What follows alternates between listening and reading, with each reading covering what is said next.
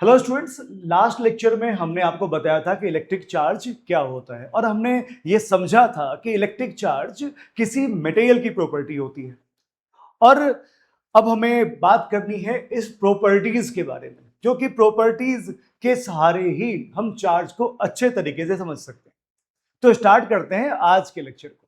अगर हमें चार्ज के बारे में बात करने का मौका मिले तो सबसे पहली प्रॉपर्टी जिस पे अपन बात करना चाहेंगे वो है टाइप्स ऑफ चार्जेस, यानी कि चार्ज होते कितने तरह के हैं। तो चार्ज होते हैं दो तरह के, ठीक है, आप सब इसे पहले से भी जानते हो। तो चार्ज जो है वो दो तरह के होते हैं, टू टाइप्स। पहले को हम लोग कहते हैं पॉजिटिव और दूसरे को कहते हैं नेगेटिव। यानी दो टाइप के होते हैं, एक होता है पॉजिटिव टाइप का और एक होता है नेगेटिव टाइप का। देखो यहां पर चार्ज के दो तरह का होना ये अपना पॉइंट ऑफ डिस्कशन नहीं हो सकता, बिकॉज नेचुरली चार्ज दो तरह के होते हैं तो होते हैं, इसमें अपना कोई बस नहीं चलता। लेकिन आपने उस दो तरह के चार्जेस को, एक को आपने कह दिया पॉजिटिव टाइप और एक को कह दिया आपने नेगेटिव टाइप, ये अपने डिस्कशन का कारण हो सकता है, हम इस पे बात कर सकते हैं। एक्चुअली में जब हमने चार्जेस को देखा कि चार्ज दो तरह के हैं तो हमने उसके साथ कुछ एक्सपेरिमेंट्स किए। मैं एक एग्जांपल आपको समझाता हूं ताकि आपको ये आइडिया लगे कि हमने पॉजिटिव और नेगेटिव जैसे ही दो टर्म्स क्यों लिए।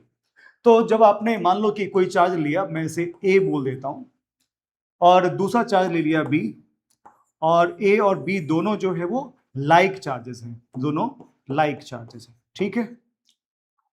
और एक तीसरा चार्ज है सी, ओके, ये भी चार्ज सी है और ये तीनों ही लाइक चार्जेस हैं, ऐसा मान लीजिए। ए बी और सी तीनों सेम नेचर के। मैंने क्या किया, ए को रखा और इसकी कोई प्रॉपर्टी हमने सी के साथ देखी कि ए सी के साथ कैसा इंटरेक्ट करे, कैसा फोर्स लगाता है। तो यहां पर इसने कोई इंटरेक्शन शो किया भाई। तो यहां पर जो इंटरेक्शन का अमाउंट था, मान लो इसको मैं एफ ए बोल देता हूं, ठीक है। अब मैं बी को सी के साथ रखता हूं, ए सी के साथ रखता हूं, तो अब जो इंट्रैक्शन है वो एफ बी है, ऐसा मान लीजिए। लेकिन जब आप ए और बी को कंबाइन करोगे, एक साथ रखोगे, है ना, और दोनों एक ही नेचर के हैं भाई, और फिर आपने जब इसके सामने सी को रखा, सी को रखा, सी ये है, तो जो अब ये जो दोनों कंबाइंड होकर के सी के साथ इंटरेक्ट कर रहा है उसका मैग्नीट्यूड इंक्रीज हो गया, मतलब दोनों चार्ज एड ऑन हो गए। बात समझ में आई कि नहीं आई? यानी कि चार्ज यहां पर एडिटिव नेचर का होता है, ये पता चल गया अपन को। अपन एक काम और करते हैं, मैं एक एग्जांपल इसमें और ऐड करना चाहूंगा। यहां पर अपने पास ए तो है ही, मैंने एक चार्ज और ले लिया डी। ए और डी जो है ये पेयर ऑफ अनलाइक चार्जेस है, ये पेयर ऑफ अनलाइक चार्जेस है, ओके। अब हमने क्या किया, ए को रखा सी के सामने में, ये सी, अब इसने कोई इंट्रैक्शन शो किया एफ ए। अब मैंने डी को रखा, ये ए है और ये डी है, इसको बोला भाई साहब तुम भी सी से लड़ाई करो। जैसे पिछले पेज में आप देखोगे, तो पिछले पेज में आप देखना ठीक से, तो ए ने सी से लड़ाई करी, बी ने सी से लड़ाई करी, इंडिविजुअली ए जो सी पर इफेक्ट डाल पा रहा था, बी जो सी पर इफेक्ट डाल पा रहा था, कंबाइन होकर के जो इफेक्ट था, यहां पर इसको मैं एफ लिख देता हूं और साथ में ए प्लस बी लिख देता हूं। तो यहां पर जो फाइनल इफेक्ट है वो ए और बी के जो इंडिविजुअल इफेक्ट्स हैं उससे ज्यादा है, मतलब यहां पर चार्जेस एड ऑन हो गए, इसीलिए कंबाइंड इफेक्ट बढ़ गया। सही बात है। जो नेक्स्ट पॉइंट मैं बताना चाहता हूं, इस बार मैंने अनलाइक चार्जेस लिए हैं, देखो ठीक से, अनलाइक चार्जेस लिए हैं, दोनों एक जैसे चार्ज नहीं है। और अनलाइक चार्जेस हैं, ए का अपना इफेक्ट है और डी का अपना इफेक्ट है, ये उल्टा क्यों है इसके बारे में बात करेंगे अपन। तो ये तो मैंने बता दिया। अब मैंने कहा एक काम करो और ए और डी को दोनों को एक ही पैकेट में बंद कर दो, so you have a cluster of charge A and D. और आपने कहा भाई साहब अब सी के पास जाओ, सी से मुकाबला करो।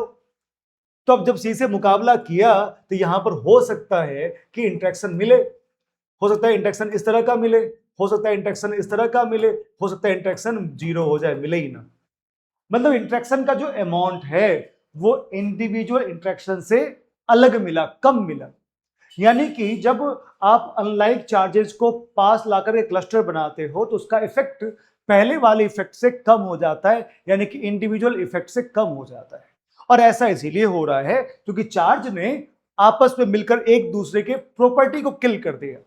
यानी कि जब अनलाइक चार्जेस आपस में आते हैं तो वो अपनी प्रॉपर्टी किल कर रहे होते हैं, जबकि लाइक चार्जेस अगर पास आ रहे होते हैं तो वो अपनी प्रॉपर्टी को इंक्रीज कर रहे होते हैं। तो ये जो नेचर है, अगर आप इसको मैथमेटिकली समझना चाहोगे तो लाइक चार्जेस और अनलाइक चार्जेस एक दूसरे के अपोजिट नेचर के हैं, और मैथमेटिकल कैलकुलेशन को आसान रखने के लिए ये जो अपोजिट नेचर है इसको हम प्लस और माइनस दे करके या प्लस माइनस बोल करके अपोजिट दिखा सकते हैं। इससे हमें मैथमेटिकल बेनिफिट भी मिल जाता है और एक अच्छी अंडरस्टैंडिंग भी हो जाती है कि देखो दोनों का नेचर एक दूसरे के अपोजिट है, राइट। इसी कारण से हमने चार्ज को दो तरह का बताया, दो तरह का तो होता ही है, उसमें से एक को हमने बताया पॉजिटिव और एक को हमने बताया नेगेटिव। इससे हमें मैथमेटिकल बेनिफिट मिल गया और साथ में नेचर को भी एक्सप्रेस करने में थोड़ी आसानी हो गई। अब यहां पर जो एक्सप्लेनेशन मैंने दिया है इससे अपन एक बात और कर सकते हैं कि चार्ज जो है वो एडिटिव नेचर का होता है ना। क्या लिख सकते हैं अपन कि चार्जेस आर एडिटिव। चार्ज जो होते हैं वो एडिटिव होते हैं। क्या मतलब है इसका कि मान लो आपके पास एक बॉडी है जिसपे चार्ज Q1 है और आपने उसको Q2 चार्ज और दे दिया, तो Q नेट जो है वो कितना हो गया, देखो तो ये हो गया Q1 प्लस Q2 के बराबर। अब यहां पर जब भी हम दोनों चार्ज को ऐड करेंगे तो विथ साइन ऐड करेंगे। जैसे सोचो कि हमारे पास एक क्वेश्चन है, इस क्वेश्चन में एक बॉडी है, इसके ऊपर आपने अभी शुरू में चार्ज 0 था, आपने इसको पहले 5 कूलाम चार्ज दिया, फिर आपने इसको -2 कूलाम चार्ज दिया। बताओ क्यू नेट कितना हो गया। तब बोलोगे सर देखो पहले आपने 5 कूलाम दिया प्लस आपने -3 coulomb charge, sorry -2 coulomb charge दे दिया आपने इसको, तो ये कितना हो गया, ये हो गया 3 कूलाम चार्ज। तो आप चार्जेस को इस तरह से ऐड कर लोगे विथ प्रॉपर साइन, नेगेटिव है तो नेगेटिव, पॉजिटिव है तो पॉजिटिव। समझोगे आप। आपने कहा कि एक ऑब्जेक्ट है जिसपे ऑलरेडी 3 कूलाम चार्ज है, आपने इस पे 2 कूलाम चार्ज और डाल दिया, तो बेटा मान लेते हैं जो इनिशियल चार्ज Q1 है वो 3 कूलाम है, जो आपने एक्स्ट्रा चार्ज ऐड किया ये 2 कूलाम है कि नहीं। तो नेट चार्ज कितना हो जाएगा, Q नेट जो इस अभी बॉडी के ऊपर है after transferring this amount of charge, ये हो जाएगा 3 कूलाम प्लस 2 कूलाम, ये हो गया 5 कूलाम के बराबर। मतलब चार्ज सिंपली एडिटिव है, मतलब आपको चार्ज का अलजेब्राइक समेशन करना है, इतनी सी बात आपको ध्यान रखनी है। अब बात कर लेते हैं इंटरेक्शन ऑफ चार्जेस के बारे में कि एक चार्ज दूसरे चार्ज के साथ कैसे इंटरेक्ट करता है। सबसे पहले मैं यहां पर केवल और केवल पॉइंट चार्ज के लिए बात करना चाहूंगा।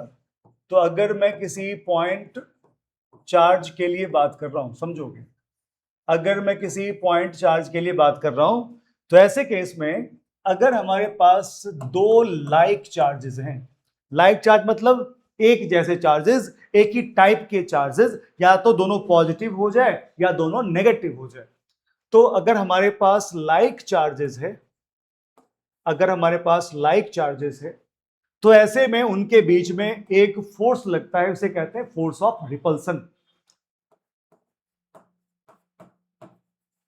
इस फोर्स के मैग्नीट्यूड के बारे में, डायरेक्शन के बारे में अपन डिटेल में बात करेंगे कूलाम्स लॉ में, पर फिलहाल आप देखो कि फोर्स तो लगता है and that is force of repulsion. क्या मतलब, अगर हमारे पास एक पॉजिटिव चार्ज है, दूसरा चार्ज भी पॉजिटिव है, तो दोनों एक दूसरे को धक्का लगाएगा।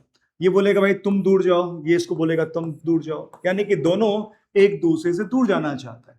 सेम बिहेवियर नेगेटिव चार्ज और नेगेटिव चार्ज के बीच में भी होगा। दोनों नेगेटिव चार्ज है, लाइक चार्जेस है, मतलब एक ही कैटेगरी के हैं, तो ये दोनों भी एक दूसरे को धक्का मार करके दूर जाने को कहेंगे, मतलब यहां भी फोर्स ऑफ रिपल्सन एक्ट होगा बिटवीन द चार्जेस। लेकिन अगर मैं लाइक चार्जेस की बात ना करूं, अनलाइक चार्जेस की बात करूं, अगर बेटा मैं बात करूं, ये तो लाइक चार्जेस है बेटा, अगर बेटा मैं बात करूं अनलाइक चार्जेस के बारे में, अनलाइक चार्जेस के बारे में बात करूं, तो अनलाइक चार्जेस क्या करता है बेटा, तो एक दूसरे को अट्रैक्ट करता है, एक दूसरे को अट्रैक्ट करता है, याद रहेगा, अनलाइक चार्जेस एक दूसरे को अट्रैक्ट करता है। मतलब एक पॉजिटिव चार्ज है, दूसरा नेगेटिव चार्ज है, तो वहां फोर्स ऑफ अट्रैक्शन होगा। मान लो कि मैंने यहाँ पर एक पॉजिटिव चार्ज रख दिया और एक नेगेटिव चार्ज रख दिया, तो ये दोनों एक दूसरे को अपनी ओर अट्रैक्ट कर रहे होंगे। तो लाइक चार्जेस रिपेल करता है और जो अनलाइक चार्जेस हैं वो आपस में अट्रैक्ट होते हैं। ठीक है, ये आपको याद रखना है। अभी हमने बात करी पॉइंट चार्जेस के बीच में जो इंटरेक्शन होता है उसके बारे में, और अब हम लोग बात करेंगे चार्ज्ड बॉडीज के बारे में। तो दो चार्ज बॉडी के बीच में क्या हो सकता है, पहले ये समझते हैं। तो सबसे पहले, if two likely charge bodies, है ना,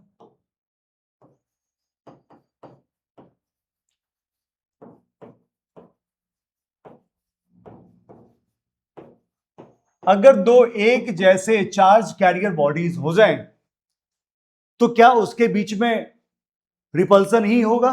तो इसका आंसर है no. Then they may attract each other। Sir repulsion होना था, ये तो सुना था मैंने।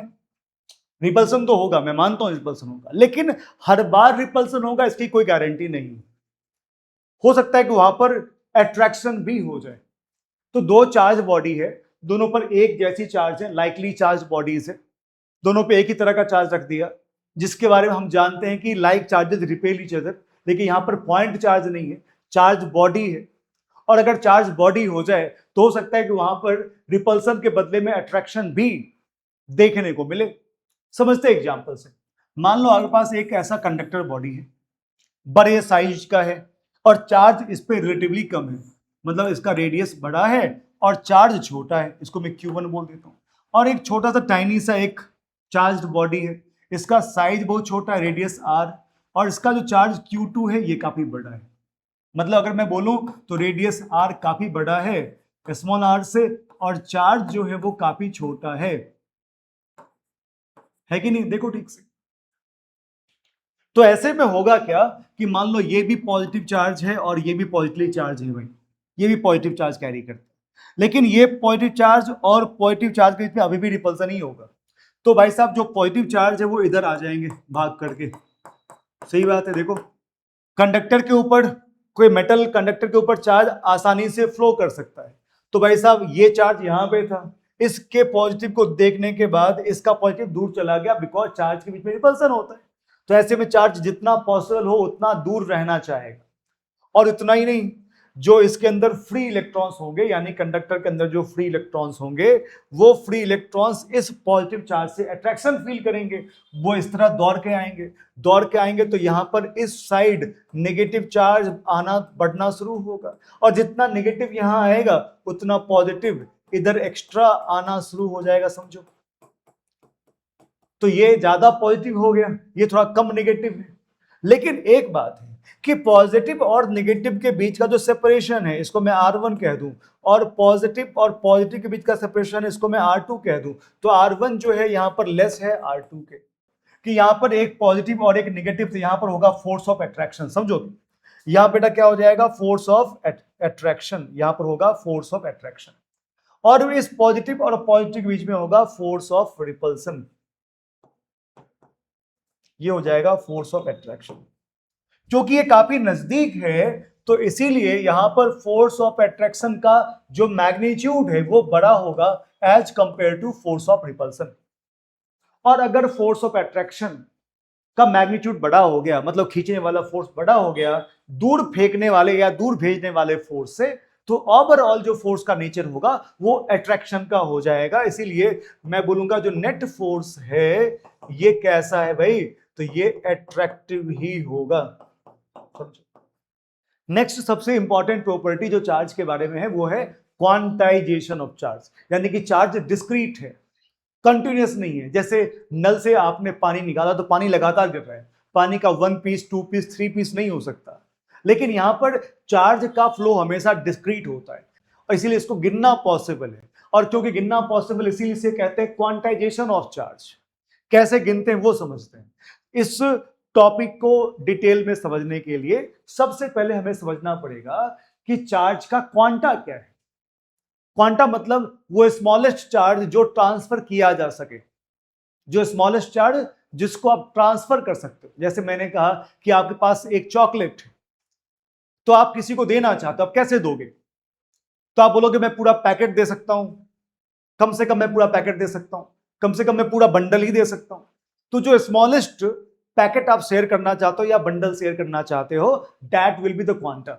तो यहां पर चार्ज के केस में क्वांटा ऑफ चार्ज क्या है ये समझना पड़ेगा।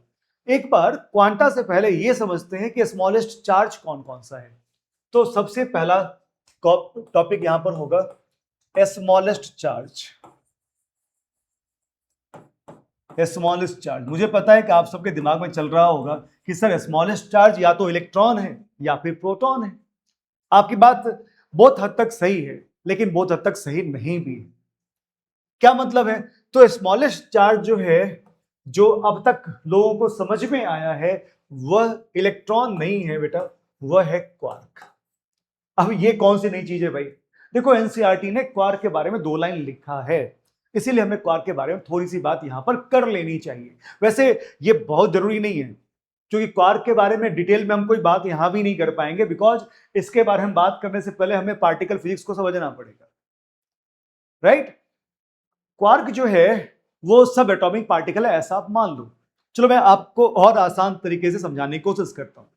जब आप किसी एटम को देखोगे तो आप उसको जूम करते जा रहे हो, देखते जा रहे हो, तो आपकी मुलाकात हो रही है इलेक्ट्रॉन से जो ऑर्बिट में घूम रहे हैं ना, ऐसा मान लो। इलेक्ट्रॉन होता है सिंगलेट, मतलब इलेक्ट्रॉन को आप अभी तोड़ नहीं पाओगे, मतलब अभी तक कोई नहीं तोड़ पाया। आगे फ्यूचर में कोई तोड़ ले तो कोई बड़ी बात नहीं है, क्योंकि किसी जमाने में कोई एटम को भी नहीं तोड़ पा रहा था। तो बिल्कुल सेम सिचुएशन में अभी इलेक्ट्रॉन है, राइट? लेकिन जब आप न्यूक्लियस के अंदर जाओगे तो आपको मिलेंगे प्रोटॉन्स और न्यूट्रॉन्स। और यहां पर प्रोटॉन और न्यूट्रॉन ये दोनों सिंगलेट नहीं है।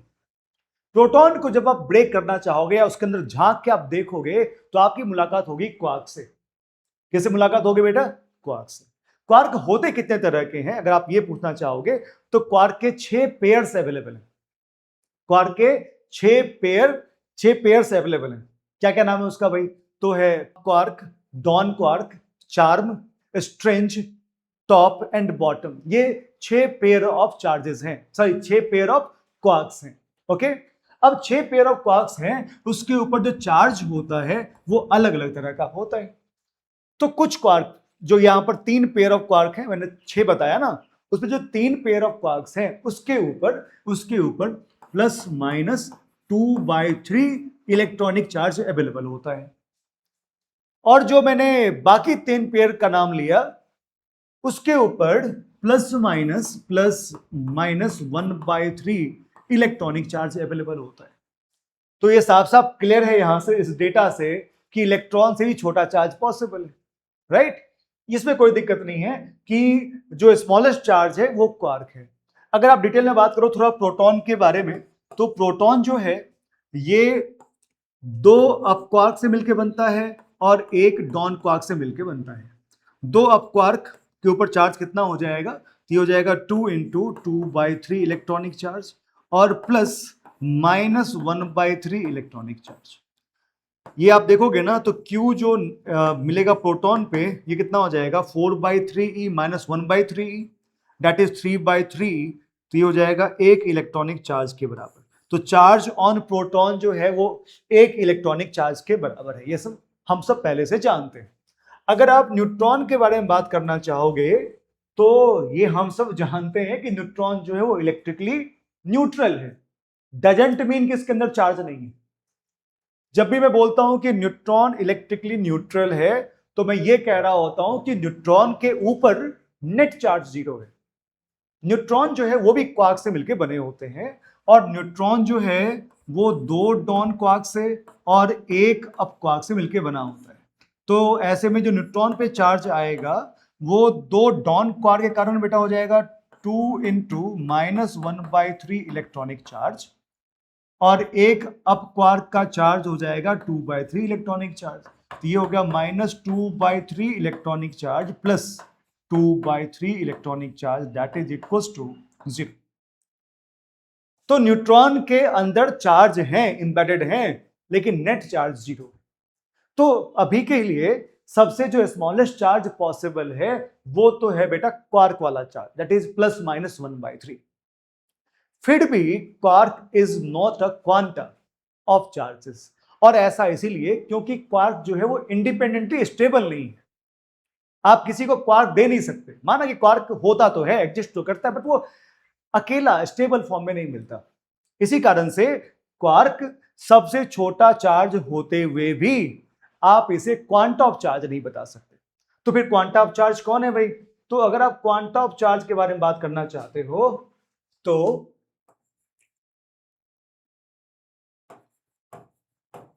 क्वांटा ऑफ चार्ज के बारे में बात करना चाहते हो तो क्वांटा ऑफ चार्ज होता है इलेक्ट्रॉन। इलेक्ट्रॉन ही यानी electronic charge he quanta of charge है, क्योंकि ये स्मॉलेस्ट पॉसिबल चार्ज है जिसको आप ट्रांसफर कर सकते हो। ये अकेला इंडिपेंडेंटली स्टेबल है, इसे आप ट्रांसफर कर सकते हो, राइट? याद रहेगा आप सबको। अब समझोगे, मान लो हमारे पास कोई एक ऑब्जेक्ट है, ये ऑब्जेक्ट है ए, और आपको यह पता है कि आप कभी भी 1 इलेक्ट्रॉन, 2 इलेक्ट्रॉन, 3 इलेक्ट्रॉन, 4 इलेक्ट्रॉन, ऐसे आप इलेक्ट्रॉन किसी को दे सकते हो या किसी से ले सकते हो अगर पॉसिबल हुआ तो। इसीलिए या तो मैं इसको कुछ अमाउंट में इलेक्ट्रॉन दे सकता हूं या फिर इससे कुछ अमाउंट में इलेक्ट्रॉन ले सकता हूं। मान लेते हैं कि मैंने इसको n इलेक्ट्रॉन दिए या फिर n इलेक्ट्रॉन बाहर निकाले, तो ऑब्वियस है कि यहां पर n को इंटीजर ही होना पड़ेगा। अरे बोलो, 1 2 3 4 5 6 ऐसा कोई नंबर होना पड़ेगा। ये 1.5 2.5 2.2 ऐसा कुछ नहीं हो सकता, 10/3 ऐसा कुछ नहीं हो सकता, बिकॉज क्योंकि यहां पर n जो है वो इंटीजर है। ओके, तो आपने किसी को n नंबर में इलेक्ट्रॉन या तो दे सकते हो या फिर n नंबर में इलेक्ट्रॉन यहां से निकाल सकते हो। ऐसे में इस A के ऊपर जो चार्ज का चेंज आएगा या फिर चार्ज आएगा वो कैसा हो जाएगा? देखो, जब भी मैं कहता हूं इलेक्ट्रॉन इलेक्ट्रॉन कहता हूं तो इलेक्ट्रॉन पे होता है नेगेटिव चार्ज। तो जब आप किसी को इलेक्ट्रॉन दोगे तो ये इलेक्ट्रॉन रिसीव करेगा तो ये हो जाएगा नेगेटिव। जब आप किसी से इलेक्ट्रॉन निकालोगे तो ये हो जाएगा इलेक्ट्रॉन डेफिशिएंट यानी कि पॉजिटिव। याद रखना, इलेक्ट्रॉन निकालने पर बॉडी पॉजिटिव बन जाती है और जब कोई बॉडी इलेक्ट्रॉन गेन करता है तो हो जाता है नेगेटिव। तो यहां पर जब ये इलेक्ट्रॉन गेन करेगा तो इसके ऊपर चार्ज आ जाएगा -Ne के बराबर, और अगर ये इलेक्ट्रॉन बाहर निकालेगा तो इसके कारण यहां पर चार्ज आ जाएगा +Ne के बराबर। तो मैं दोनों को कंबाइंड लिख देता हूं कि Q = +-Ne। क्या क्लियर है आप सबको? मान लो कि हमारे पास एक कोई ऐसा ऑब्जेक्ट है, आपने इसको 10 इलेक्ट्रॉन दिए तो इसके ऊपर जो चार्ज डेवलप हुआ ये चार्ज बेटा हो जाएगा -10E। -Q यूज किया भाई क्योंकि मैंने इस ऑब्जेक्ट पे चार्ज निकाला, तो क्योंकि इसके पास इलेक्ट्रॉन आया तो इलेक्ट्रॉन हो गया एक्सेस में। एक्सेस मतलब ज्यादा नेगेटिव वाला पार्ट है, तो ज्यादा नेगेटिव वाला पार्ट है तो अब ये नेगेटिव ही हो गया भाई। और अगर आप इसको कुलाम में लिखना चाहते हो तो आप लिखोगे 10 और E की बेटा वैल्यू हो जाती है 1.6 × 10⁻⁻19 कुलाम, है कि नहीं? अगर मैं दूसरा एग्जांपल बोलूं बेटा आपसे कि देखो यहां पर एक बॉडी है, ये न्यूट्रल था, Q इस पे 0 था, आपने क्या कर दिया, इसमें से 10 इलेक्ट्रॉन बाहर निकाल लिए। अब 10 इलेक्ट्रॉन बाहर निकालो तो बताओ कि Q न्यू कितना हो जाएगा, नया चार्ज कितना हो जाएगा इसके ऊपर?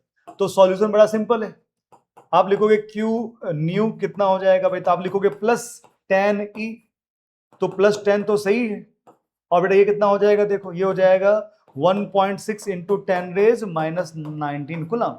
सॉल्व कर लोगे तो 1.6 × 10⁻⁻18 कुलाम चार्ज इस ऑब्जेक्ट पे देखने को मिलेगा। अब क्वांटाइजेशन ऑफ चार्ज पे कुछ क्वेश्चंस और कर लेते हैं। अगर मैं आपसे कहूं कि कोई एक बॉडी है, इसने 7.25 इलेक्ट्रॉन गेन किया, तो क्या आप मानोगे इसे? बोलोगे नहीं सर, ये तो फ्रैक्शन वाला पार्ट हो गया ना, ये तो पॉसिबल नहीं है, क्योंकि हमेशा n ही होना चाहिए और n हमेशा इंटीजर ही होना चाहिए, पॉजिटिव इंटीजर। यानी कि अगर मैं पिछले पेज में थोड़ा कमेंट करना चाहूं तो मैं यहां लिख दूंगा कि n की वैल्यू यहां पर क्या हो जाएगी बेटा, 1 2 3 4 एंड सो ऑन। ऐसा कोई इंटीजर का लिस्ट में से कोई सा भी एक इंटीजर पॉसिबल है। ओके, तो यहां पर 7.25 इंटीजर नहीं है, इसीलिए ये चार्ज पॉसिबल। तो एक क्वेश्चन देखना है यहां, अगर मैं लिखूं कि यहां पर एक चार्ज है 4.8 10 रेज माइनस 18 कूलम, क्या ये पॉसिबल चार्ज है? आपसे बेटा पूछता हूं, ये है 8 इंटू 10 रेज माइनस 16 कूलम, क्या ये पॉसिबल चार्ज है? ये तो बेटा 8 इंटू 10 रेज माइनस 20 कूलम, क्या ये पॉसिबल चार्ज? आपसे बेटा पूछता हूं ऐसे 5.6 इंटू 10 रेज माइनस 18 कूलम, क्या ये पॉसिबल चार्ज? ऐसे मैंने चार्ज की लिस्ट दिया आपको, आपको बताना है कि ये सारे चार्ज पॉसिबल है कि नहीं। और इसको चेक करने का बड़ा सिंपल तरीका है कि आप देखोगे कि जब आप इसे Q इक्वल्स टू एन से कंपेयर करते हो तो n आपको इंटीजर मिलता है कि नहीं मिलता।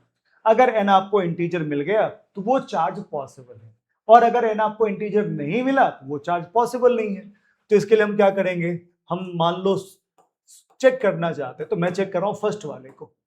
तो हम सब ये कर सकते हैं कि Q इक्वल्स टू क्या लिखेंगे, एन ई एन, और मैं ई को डायरेक्ट लिख देता हूं यहां पर 1.6 into 10 raise minus 19 coulomb equals to 4.8 into 10 raise minus 18 coulomb.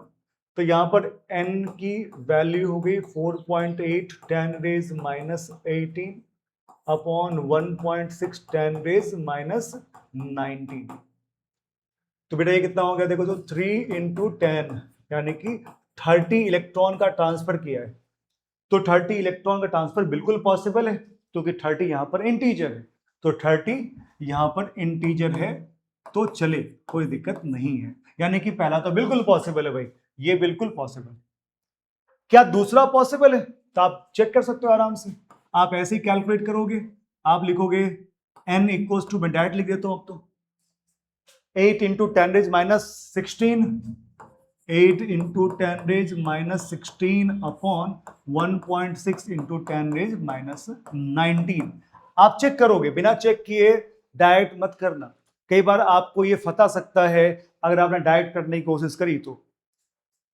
ये कितना हो जाएगा, देखो ये हो जाएगा 8 इंटू 10 रेज 3 अपॉन 1.6, या फिर आप लिख सकते हो इसको 80,000 अपॉन 16। ये कितना हो जाएगा, 5,000 इलेक्ट्रॉन का ट्रांसफर हुआ है, जो कि बिल्कुल पॉसिबल है। अगर बेटा आपसे पूछूं सी के बारे में बताओ, सी के बारे में आपको क्या कहना है? चलो सी आप कर लेना है ना, डी बता दो मुझे। ये डी है क्या, ये डी बता दो।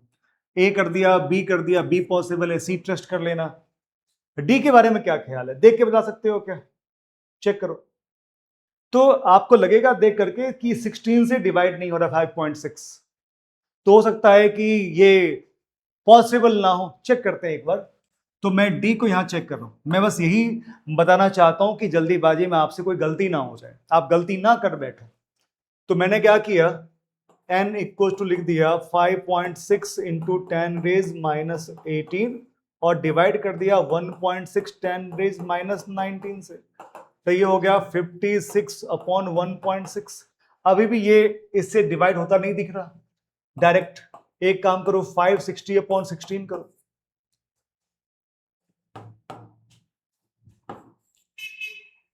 $35 बन गया, ये भी इंटीजर है। तो कई बार डायरेक्ट क्वेश्चन को देखोगे ना तो आपको लगेगा कि ये इंटीजर नहीं आएगा। चार्ज की जो नेक्स्ट प्रॉपर्टी है वो है conservation of charge. Conservation of charge के बारे में हम जब भी बात करेंगे तो याद रखना हम किसी आइसोलेटेड सिस्टम के बारे में बात कर रहे होंगे। क्या स्टेटमेंट है आप सुनोगे,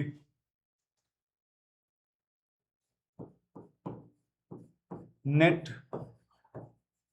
charge on an isolated system is always conserved, always conserved, यानी कि किसी भी आइसोलेटेड चार्ज सिस्टम का जो नेट चार्ज है वो कंजर्व रहेगा। अगर आप इसमें से आइसोलेटेड वर्ड हटा देंगे तो फिर ये कहना बड़ा मुश्किल है। आपको मैं एक एग्जांपल समझाता हूं। मान लो कि हमारे पास एक ऐसा आइसोलेटेड बॉक्स है, बाहर की दुनिया से कोई मतलब इसको नहीं है, इसके अंदर दो चार्जेज रखे, एक ए और दूसरा चार्ज है बी, दोनों मान लो आइडेंटिकल स्फीयर है, आइडेंटिकल कंडक्टिंग स्फीयर है, ऐसा मान लो। एक के ऊपर चार्ज दे दिया बेटा 10 कूलम और एक के ऊपर चार्ज दे दिया बेटा देखो 6 कूलम के बराबर, -6 कूलम मान लो, ऐसा मान लिया। तो मुझे बताओ कि अभी ये जो आइसोलेटेड सिस्टम है ए और बी चार्ज वाला, इस पे नेट चार्ज कितना है? तो बोलोगे सर ये है 10 कूलम -6 कूलम, क्योंकि चार्ज एडिटिव इन नेचर होता है तो आप ऐसे ही जोड़ोगे इसको, तो नेट चार्ज बेटा यहां पर है 4 कूलम। ये बात समझ में आ गया सबको? अब एक काम करो, आप यहां पर एक वायर कनेक्ट कर दो, कंडक्टिंग वायर कनेक्ट कर दो। जब कंडक्टिंग वायर कंडक्ट करोगे तो यहां पर इलेक्ट्रॉन ऐसे फ्लो कर जाएगा, इलेक्ट्रॉन यहां पर ज्यादा है तभी जो नेगेटिव है, और ये ज्यादा पॉजिटिव होने के कारण मतलब इलेक्ट्रॉन डेफिशिएंट है, तो इलेक्ट्रॉन ऐसे ट्रांसफर होगा। तो इलेक्ट्रॉन जब यहां से यहां जाएगा, इलेक्ट्रॉन जब यहां से यहां जाएगा तो चार्ज जो है ए और बी पे चेंज हो जाएगा, बिकॉज इलेक्ट्रॉन चार्ज कैरी करता है, उसका अमाउंट चेंज होने वाला है। तो जब आप देखोगे कि ए और बी दोनों आइडेंटिकल शेप के हैं, दोनों ही कंडक्टर हैं, तो ऐसे में लास्ट में कितना चार्ज बचेगा? तो यहां पर 10 और -6 दोनों कंबाइन कर लो तो 4 बच गया, 4 कूलम दोनों में इक्वली डिवाइड हो जाएगा, तो इस पे बच जाएगा 2 कूलम और इसे बच जाएगा 2 कूलम चार्ज। अभी भी क्यू नेट जो है ऑफ ऑन द सिस्टम ये अभी भी 4 कूलम है, देखो ठीक से, 2 कूलम प्लस 2 कूलम, इसमें कोई दिक्कत नहीं होनी चाहिए। लेकिन अगर आप इंडिविजुअल ए के बारे में बात करो तो ए का चार्ज जो है वो 10 कूलम से 2 कूलम हो गया, है ना, ए का। तो ए का तो चार्ज बदल गया भाई। अगर आप बेटा बी के बारे में बात करोगे, बी के बारे में बात करोगे तो बी के ऊपर चार्ज कितना है? -6 कूलम, और ये कितना हो गया देखो, तो ये हो गया 2 कूलम के बराबर, यानी कि बी के ऊपर का भी चार्ज चेंज हो गया। लेकिन ए प्लस बी का जो चार्ज है वो कंजर्व है, क्योंकि ए और बी दोनों आइसोलेटेड है। अब हम बात कर सकते हैं इनवेरियंस ऑफ चार्ज पे। चलो एक बार समझते हैं अपने पुराने फिजिक्स को, मैकेनिकल वाले पार्ट को, जहां पर आपने रिलेटिव मोशन पढ़ा था। आपने देखा होगा कि अलग अलग ऑब्जर्वर के लिए किसी पार्टिकल की वेलोसिटी, उसका लोकेशन, उसका एक्सेलरेशन, ये सब अलग अलग हो सकता है, यस और नो? यानी कि अलग अलग ऑब्जर्वर के लिए सेम पार्टिकल की वेलोसिटी, एक्सेलरेशन और पोजीशन अलग अलग हो सकता है। यानी ये तीनों ऐसे फिजिकल क्वांटिटी हैं जो ऑब्जर्वर डिपेंडेंट है। बट क्या चार्ज भी ऐसा है? इसका आंसर है नो। मान लो कोई चार्ज यहां पर है, तो कोई सा भी ऑब्जर्वर आ जाए, चाहे वो रेस्ट में हो चाहे मोशन में हो, सबके लिए चार्ज का जो मैग्नीट्यूड रहेगा वो एक जैसा रहेगा। तो ऑब्जर्वर चाहिए ऐसा हो चाहे ऐसा हो, चाहे ऐसा हो चाहे ऐसा हो, चाहे ऐसा हो, सबके लिए चार्ज का जो मैग्नीट्यूड है वो एक जैसा ही रहने वाला है। तो चार्ज ऑब्जर्वर पे डिपेंड नहीं करता, चार्ज का मैग्नीट्यूड ऑब्जर्वर से इंडिपेंडेंट होता है। चार्ज के साथ एक और बात है कि चार्ज नॉन रिलेटिविस्टिक है, यानी कि ये रिलेटिविस्टिक बिल्कुल भी नहीं है। जैसा कि आइंस्टाइन ने कहा था कि जब कोई बॉडी बहुत हाई स्पीड से मूव करता है तो उसका इफेक्टिव मास चेंज हो जाता है, उसका डायमेंशन यानी उसकी लंबाई वगैरह डिस्टर्ब हो जाती है, उस मूविंग पार्टिकल के लिए टाइम भी चेंज हो जाता है। यानी कि यहां पर 3 फिजिकल क्वांटिटी जो उस मूविंग ऑब्जेक्ट के साथ है वो बदल जाते हैं, मास, लेंथ एंड टाइम। क्या चार्ज भी बदल जाता है? तो इसका आंसर है नो। यानी कि आप किसी चार्ज कैरिंग बॉडी को कितनी भी स्पीड से फेंक दो, उसका मास चेंज हो सकता है लेकिन उसके ऊपर जो चार्ज का मैग्नीट्यूड है वो चेंज नहीं होगा। तो चार्ज जो है वो रिलेटिविस्टिक नहीं है भाई साहब, है ना। तो मास बदलेगा, बिल्कुल मास चेंज हो जाएगा, टाइम बदलेगा तो टाइम भी बदल जाएगा, लेंथ भी बदल जाएगा, लेकिन चार्ज कांस्टेंट रहेगा, चार्ज नहीं बदलेगा even at very high speed. Charge के मैग्नीट्यूड में कोई फर्क नहीं पड़ने वाला। चार्ज की वो सबसे लास्ट प्रॉपर्टी जिसके बारे में हम बात करने जा रहे हैं वो है चार्ज के मोशन का क्या कोई फर्क पड़ने वाला है। देखो हमारे पास कुछ टर्म्स हैं जिसको हम लोग कहते हैं field, electric field, magnetic field, electromagnetic radiations. तो इलेक्ट्रिक फील्ड और मैग्नेटिक फील्ड क्या होता है पहले ये समझते हैं। जब भी आप किसी एक मैग्नेट को रखते हो, उसके बगल में दूसरे मैग्नेट को लेकर के आते हो, तो मैग्नेट बिना कांटेक्ट के एक दूसरे को अट्रैक्ट कर सकता है या रिपेल कर सकता है, यस और नो?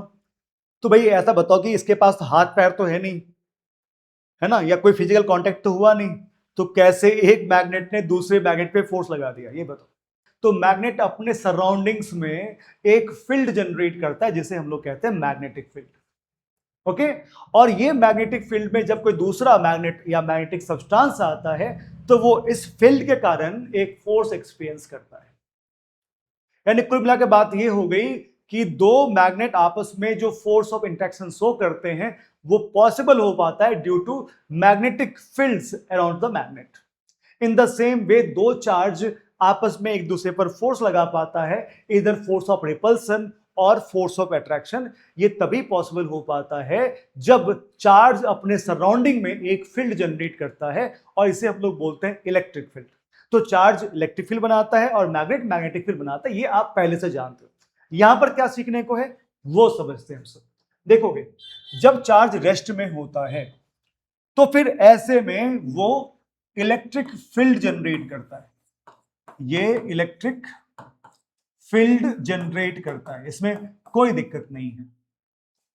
अगर यही चार्ज यूनिफॉर्म मोशन में आ जाए, यूनिफॉर्मली मूविंग चार्ज अगर आपके सामने है, यानी कि जिसका एक्सेलरेशन 0 है, समझो ऐसा कोई चार्ज हमारे सामने में है जिसका वेलोसिटी कांस्टेंट है, एक्सेलरेशन 0 है, ऐसे में ये जो चार्ज है ये इलेक्ट्रिक फील्ड, इसको मैं शॉर्ट में EF लिख रहा हूं, इलेक्ट्रिक फील्ड तो जनरेट करेगा ही करेगा, साथ में मैग्नेटिक फील्ड भी जनरेट करेगा। याद रहेगा सबको? यानी कि uniformly moving charge electric field के साथ साथ मैग्नेटिक फील्ड भी जनरेट करता है। Coming to third one, charge under acceleration, यानी कि चार्ज का एक्सेलरेशन अगर 0 ना हो, नॉट इक्वल टू 0, अगर ऐसा केस है यानी कि चार्ज की वेलोसिटी लगातार चेंज हो रही है, तो ऐसे में एक खास बात होती है कि चार्ज इलेक्ट्रोमैग्नेटिक रेडिएशंस भी जनरेट करता है। क्या मतलब है भाई? तो क्या ये इलेक्ट्रिक फील्ड बनाता है? हाँ सर, चार्ज है तो इलेक्ट्रिक फील्ड तो बनेगा ही बनेगा, और मोशन में है तो मैग्नेटिक फील्ड भी बनेगा। इलेक्ट्रिक फील्ड को शॉर्ट में आप E से लिखते हो, मैग्नेटिक फील्ड को शॉर्ट में आप B से लिखते हो। साथ में एक खास चीज होती है और ये होता है बेटा इलेक्ट्रोमैग्नेटिक